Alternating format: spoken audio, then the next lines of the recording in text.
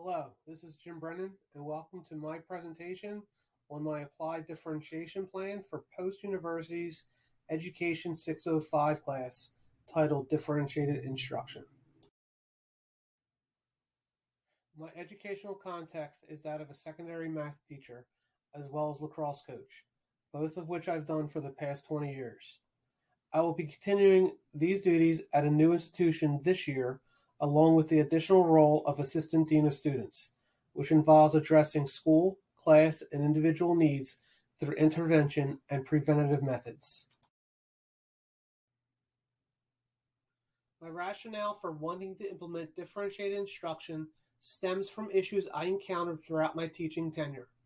During my time, I had students whom I found myself saying that they don't need me, they are so smart they can teach themselves. I found these students were done activities quickly and would end up working with material for other classes. I also had students who, no matter how much time I reviewed a topic question with them and gave them extra attention in tutoring, continued to struggle with the material. From these situations, I realized two issues were happening in my classroom. I wasn't engaging all of my students, and I wasn't getting through to all of my students. I see differentiated instruction as a means to consistently challenge my students at both ends of the spectrum and all in between. To start with where they are in their education and get them where I want them to be.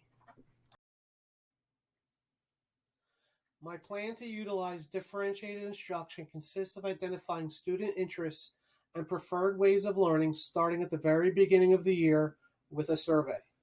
I will continue to gather information by having informal dialogues with them throughout the year. I also plan to assess their mathematical readiness at the beginning of each chapter.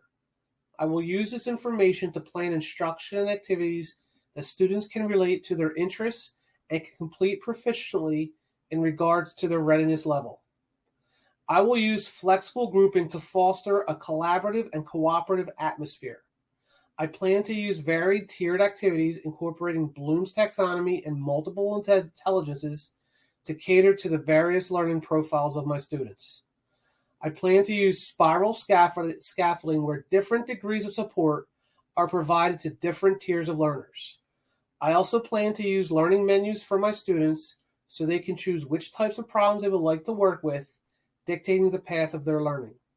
And I want to adjust my assessments from a formal test focus to one of peer and self-review of achievement and demonstration of various tasks and standards through the use of problem-based assessments.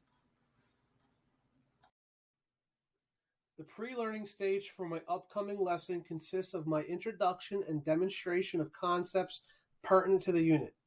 I will review the interest surveys from the beginning of the year to review student interests and learning preferences.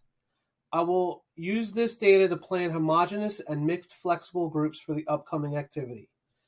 I will also administer the topic readiness survey for the upcoming chapter to determine student knowledge level of the upcoming material. A pre-activity self-assessment will also be given. Students will evaluate their thinking and communication skills. The self-assessment also will focus students on the skills they will be using in this chapter. In the during learning stage, students will work in similar readiness level groups and will be working collaboratively on tiered activities geared towards appropriate complexity levels. I will actively monitor each group during this activity segment, sitting in on each group and listening to their thinking, seeing their progress, and keeping them focused on the activity at hand.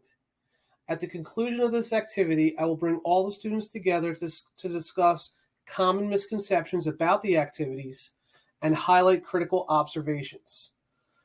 At the conclusion of the class discussion, the groups will be rearranged to work on problems of their choosing from a problem menu and to complete a peer assessment based on the initial groups and a self-assessment evaluating their progress with the chapter concepts. Once the self-assessment has been submitted, students will work individually on the remaining problems on the menu. For the post-learning activity, I will review both assessments and have conferences with students that did not fare well in either evaluation. As a class, we will review the problems completed from the problem menu, recap key observations, and address any questions students may have after completing the collaborative group activities. In my upcoming classes, I will continue to use various textbooks to provide a variety of different presentations of the content. I plan to use more exploratory activities where students can see how the topics they are learning apply to the real world. I plan on utilizing compacting for students who demonstrate mastery of concepts on the chapter pre-assessments. I also plan on doing mini lessons during tiered activities as one of the levels of spiral scaffolding. To differentiate my process, I plan on designing and using tiered activities in flexible group tasks at least once for each chapter. To differentiate the product, I plan on incorporating more project-based assessments where students can choose their final product that will be evaluated using a well-designed rubric incorporating student input. 2 differentiated instruction strategies that I want to find a place for in my instructional toolbox are graphic organizers and flipped classrooms. Graphic organizers are a visual aid that helps students organize their thoughts, definitions, and tricks of the trade around a central theme or concept. I believe this will assist students to understand the connections between various math concepts. Flipped classrooms came to life for me during the height of the pandemic, when students were learning from home. Instructional videos are created by the teacher for students to watch outside of class and then practice with the material in the classroom with the teacher's support. This activity gives more time for in-depth learning and the teacher present to answer questions. Students will not lose instructional time if absent due to the ability to watch these videos at home.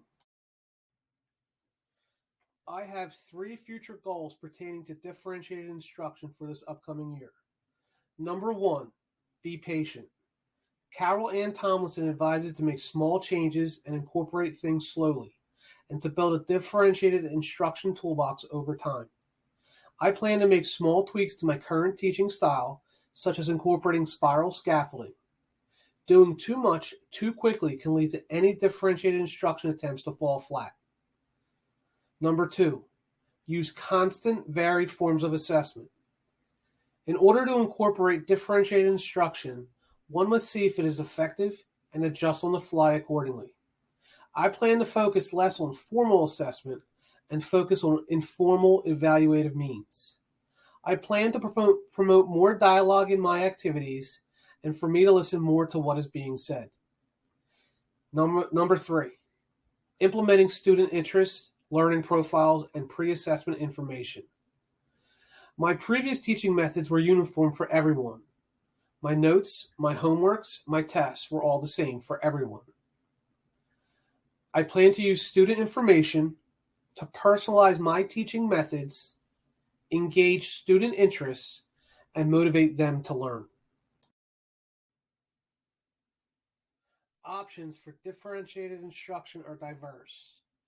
Content, learning process, and products of understanding can all be adjusted to promote learning and understanding for each and every individual.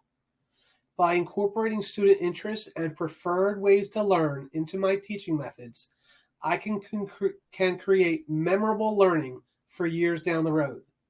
By challenging every student, setting the bar slightly above their level, a growth mindset is instilled to try and reach that bar. The role of the teacher is to get every student from where they are to where you want them to be. Differentiated instruction can do that.